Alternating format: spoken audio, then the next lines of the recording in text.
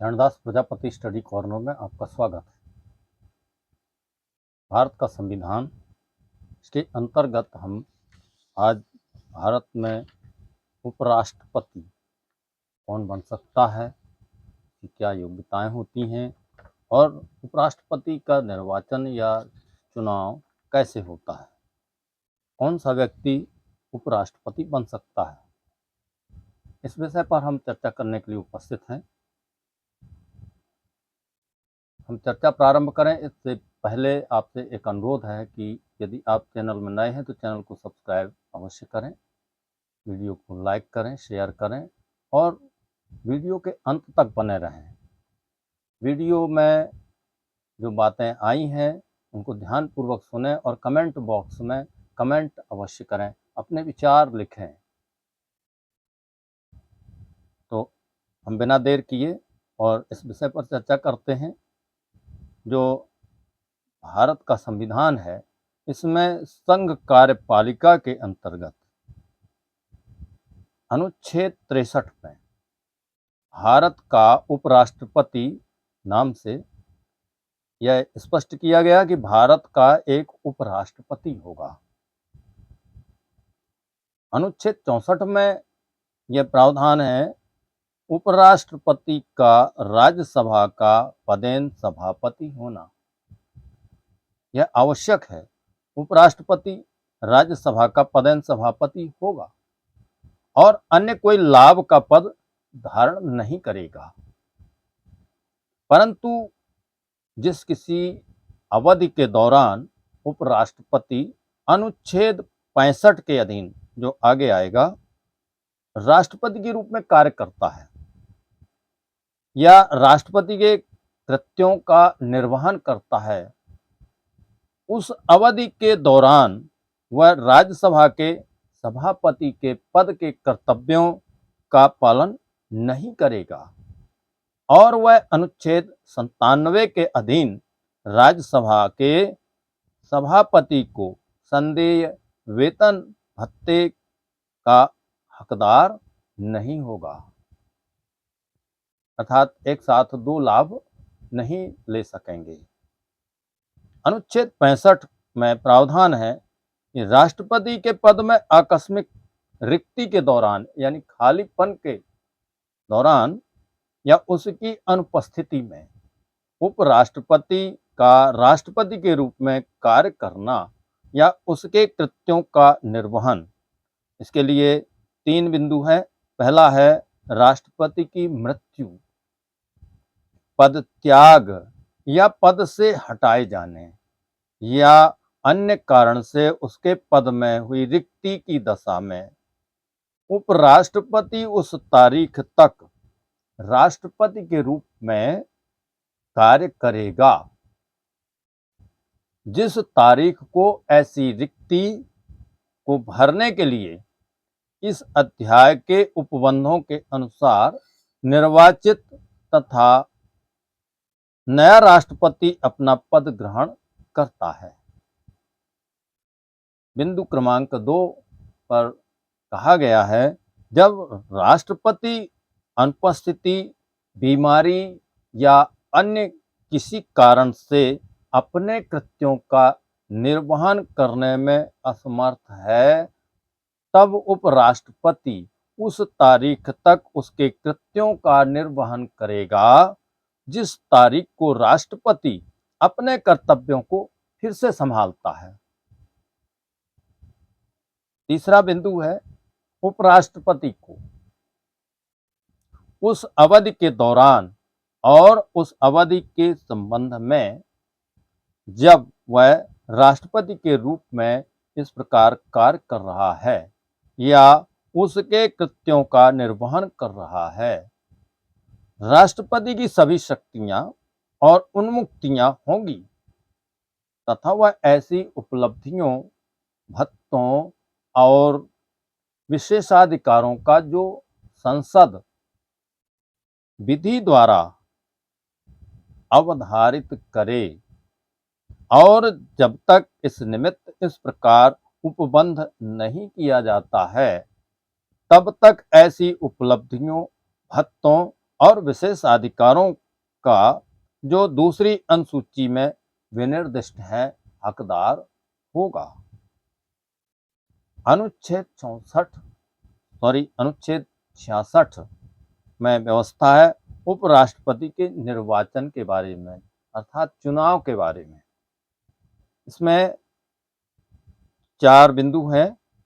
पहला, उपराष्ट्रपति का निर्वाचन संसद के दोनों सदनों के सदस्यों से मिलकर बनने वाले निर्वाचक गण के सदस्यों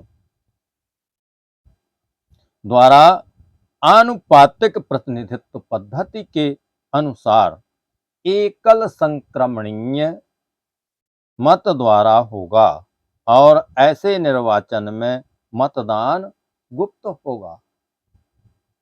2, उपराष्ट्रपति संसद के किसी सदन या किसी राज्य के विधानमंडल के किसी सदन का सदस्य नहीं होगा और यदि संसद के किसी सदन या किसी राज्य के विधानमंडल के किसी सदन का कोई सदस्य उपराष्ट्रपति निर्वाचित हो जाता है तो यह समझा जाएगा कि उसने सदन में अपना स्थान उपराष्ट्रपति के रूप में अपने पद ग्रहण की तारीख से रिक्त कर दिया है, अर्थात खाली कर दिया है। तीसरा बिंदु है, कोई व्यक्ति उपराष्ट्रपति निर्वाचित होने का पात्र तभी होगा जब वह भारत का नागरिक हो। यदि कोई व्यक्ति भारत का नागरिक नहीं है तो वह उपराष्ट्रपति पद धारण नहीं कर सकता है। हाँ, 35 वर्ष की आयु पूरी कर चुका है। यदि 35 वर्ष से पहले कोई उपराष्ट्रपति बनना चाहे तो यह संविधान में व्यवस्था नहीं है, ऐसा संभव नहीं है। राज्यसभा का सदस्य निर्वाचित होने के लिए अर्हत है, माने उसकी पात्रता है कि वह राज्यसभा का सदस्य चुना जा सकता है। नंबर 4, कोई व्यक्ति जो भारत सरकार के या किसी राज्य की सरकार के अधीन अथवा उक्त सरकारों में से किसी के नियंत्रण में किसी स्थानीय या अन्य प्राधिकारी के अधीन कोई लाभ का पद धारण करता है उपराष्ट्रपति निर्वाचित होने का पात्र नहीं होगा। स्पष्टीकरण, इस अनुच्छेद के प्रयोजनों के लिए कोई व्यक्ति केवल इस कारण कोई लाभ का पद धारण करने वाला नहीं समझा जाएगा कि वह संघ का राष्ट्रपति या उपराष्ट्रपति या किसी राज्य का राज्यपाल है अथवा संघ का या किसी राज्य का मंत्री है। अनुच्छेद 67, उपराष्ट्रपति की पदावधि यानी पद पर रहने की अवधि, अंतराल। उपराष्ट्रपति अपने पद ग्रहण की तारीख से 5 वर्ष की अवधि तक पद धारण करेगा, परंतु उपराष्ट्रपति राष्ट्रपति को संबोधित अपने हस्ताक्षर सहित लेख द्वारा अपना पद त्याग सकेगा। उपराष्ट्रपति राज्यसभा के ऐसे संकल्प द्वारा अपने पद से हटाया जा सकेगा जिसे राज्यसभा के तत्कालीन समस्त सदस्यों के बहुमत ने पारित किया है और जिससे लोकसभा सहमत है, किंतु इस खंड के प्रयोजन के लिए कोई संकल्प तब तक प्रस्तावित नहीं किया जाएगा जब तक कि उस संकल्प को प्रस्तावित करने के आशय की कम से कम 14 दिन की सूचना ना दे दी गई हो। उपराष्ट्रपति अपने पद की अवधि समाप्त हो जाने पर भी तब तक पद धारण करता रहेगा जब तक उसका उत्तराधिकारी अपना पद ग्रहण नहीं कर लेता है। अनुच्छेद 68 में व्यवस्था है, उपराष्ट्रपति के पद में रिक्ति को भरने के लिए निर्वाचन करने का समय और आकस्मिक रिक्ति को भरने के लिए निर्वाचित व्यक्ति की पदावधि। एक, उपराष्ट्रपति की पदावधि समाप्ति से हुई रिक्ति को भरने के लिए निर्वाचन पदावधि की समाप्ति से पहले ही पूरा कर लिया जाएगा। दो, उपराष्ट्रपति की मृत्यु, पद त्याग या पद से हटाए जाने या अन्य कारण से हुई उसके पद में रिक्ति को भरने के लिए निर्वाचन रिक्ति होने के पश्चात यथाशीघ्र किया जाएगा। जितना जल्दी हो सकेगा उतना जल्दी किया जाएगा। और रिक्ति को भरने के लिए निर्वाचित व्यक्ति अनुच्छेद 67 के उपबंधों के अधीन रहते हुए अपने पद ग्रहण की तारीख से 5 वर्ष की पूरी अवधि तक पद धारण करने का हकदार होगा।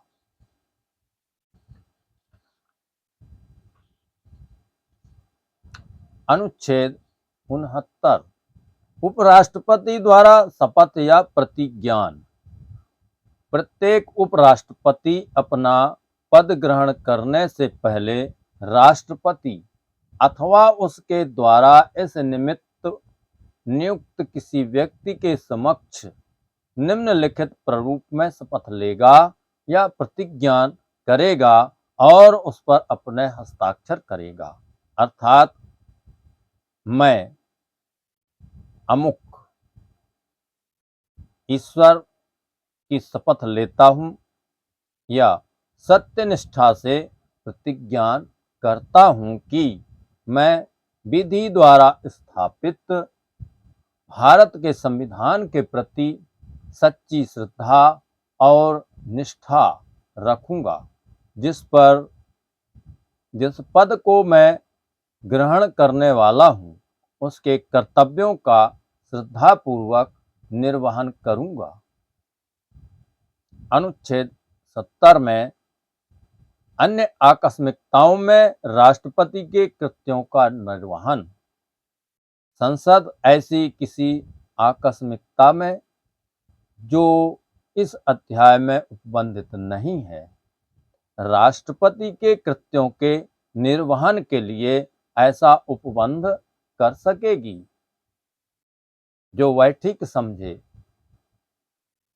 अनुच्छेद 71, राष्ट्रपति या उपराष्ट्रपति के निर्वाचन से संबंधित संसक्त विषय। इसमें 4 प्रकार की बातें आई हैं। पहला, राष्ट्रपति या उपराष्ट्रपति के निर्वाचन से उत्पन्न या संसक्त सभी शंकाओं और विवादों की जांच विनिश्चय उच्चतम न्यायालय द्वारा किया जाएगा और उसका विनिश्चय अंतिम होगा। 2, यदि उच्चतम न्यायालय द्वारा किसी व्यक्ति के राष्ट्रपति या उपराष्ट्रपति के रूप में निर्वाचन को शून्य घोषित कर दिया जाता है तो उसके द्वारा यथास्थिति राष्ट्रपति या उपराष्ट्रपति के पद की शक्तियों के प्रयोग और कर्तव्यों के पालन में उच्चतम न्यायालय के विनिश्चय की तारीख को या उससे पहले किए गए कार्य उस घोषणा के कारण अविधि मान्य नहीं होंगे। बिंदु क्रमांक 3, इस संविधान के उपबंधों के अधीन रहते हुए राष्ट्रपति का उपराष्ट्रपति के निर्वाचन से संबंधित या संसक्त किसी विषय का विनियमन संसद विधि द्वारा कर सकेगी।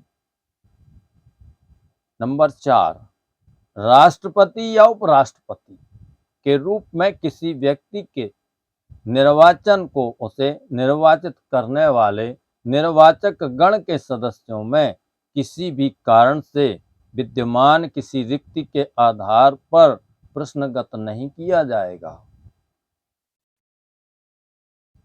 अनुच्छेद 72 में व्यवस्था है, क्षमा आदि की और कुछ मामलों में दंडादेश के निलंबन, परिहार या लघुकरण की राष्ट्रपति की शक्ति।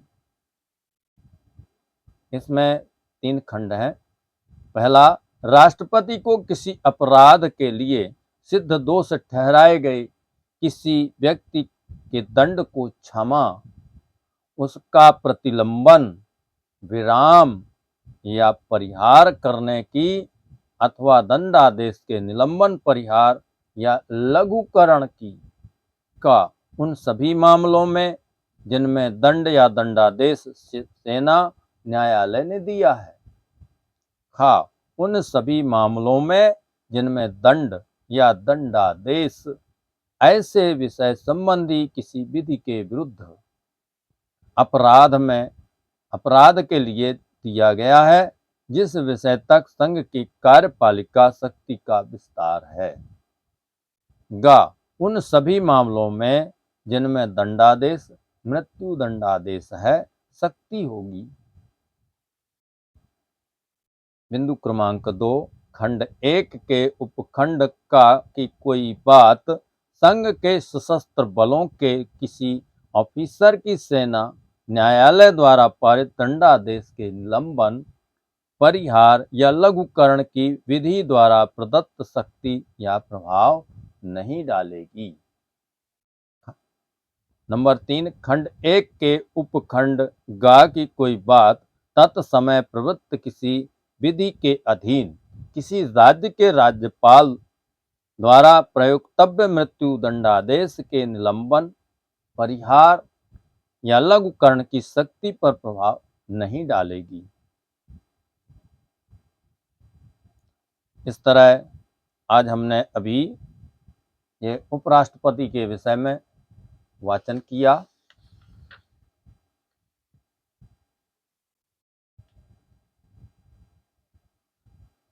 हम अनुच्छेद 64 की बात कर लेते हैं कि इसमें कहा गया है कि अनुच्छेद 97 के अधीन राज्यसभा के सभापति को संदेय वेतन या भत्ते का हकदार नहीं होगा। तो हम अनुच्छेद 97 भी देखना चाहेंगे। इस पर बताया गया है, सभापति और उपसभापति तथा अध्यक्ष और उपाध्यक्ष के वेतन और भत्ते। यहाँ पर उल्लेख किया गया है, राज्यसभा के सभापति और उपसभापति को तथा लोकसभा के अध्यक्ष और उपाध्यक्ष को ऐसे वेतन और भत्तों का जो संसद विधि द्वारा नियत करे और जब तक इस निमित्त इस प्रकार उपबंध नहीं किया जाता है तब तक ऐसे वेतन और भत्तों का जो दूसरी अनुसूची में विनिर्दिष्ट है संदाय किया जाएगा। तो यह रहा आज का हमारा वाचन। आशा है आपको समझने में कोई कठिनाई नहीं आई होगी। फिर भी यदि कोई कठिनाई आई हो तो वीडियो को पुनः देखा जा सकता है, सुना जा सकता है और इस पर कमेंट बॉक्स में प्रश्न भी किए जा सकते हैं। हम आपके प्रश्नों का उत्तर देने का प्रयास करेंगे। वीडियो में अब तक बने रहने के लिए बहुत बहुत धन्यवाद। अगले वीडियो तक के लिए हम विदा लेते हैं। एक बार पुनः आग्रह करते हैं कि यदि चैनल में नए हैं तो चैनल को सब्सक्राइब अवश्य करें, वीडियो को लाइक और शेयर करें, कमेंट बॉक्स में अपने कमेंट अवश्य करें। इसी आग्रह के साथ हम विदा लेते हैं। बहुत बहुत धन्यवाद।